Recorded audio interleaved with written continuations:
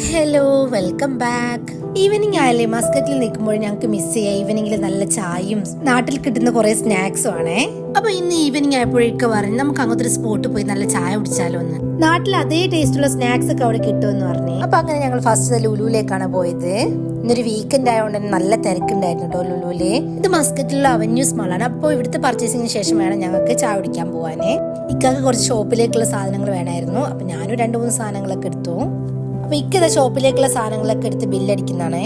അപ്പോഴേക്കും എന്റെ പർച്ചേസിങ് കഴിഞ്ഞിട്ടുണ്ടായിരുന്നു. പിന്നെ എല്ലാം കൂടി പെട്ടെന്ന് ബില്ല് ചെയ്ത് അപ്പൊ ഷോപ്പിംഗ് ഒക്കെ കഴിഞ്ഞ് പുറത്തിറങ്ങുമ്പോഴേക്ക് നൈറ്റ് 7 മണി ആയിട്ടുണ്ടായിരുന്നു കേട്ടോ. പിന്നെ ഞങ്ങൾ നേരെ പോയത് ഞങ്ങളുടെ ചായ കുടിക്കുന്ന സ്പോട്ടിലേക്കാണ്.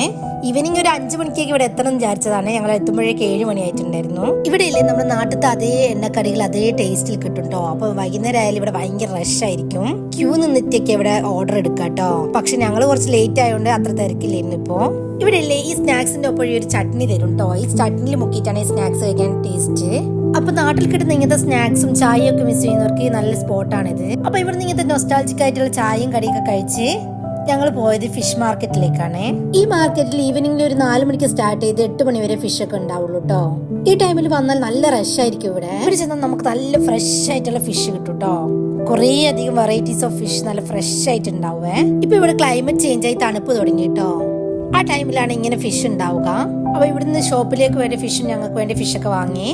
പിന്നെ ഞങ്ങൾ റൂമിലേക്ക് പോകുന്ന വഴി ഇപ്പോ നാഷണൽ ഡേ ആയിട്ട് ഒമാനിലുള്ള ഡെക്കറേഷൻസ് ഒക്കെയാണിത്. അപ്പൊ ഇന്ന് ഇത്രയ്ക്കുള്ളൂ. Okay, bye, until next video.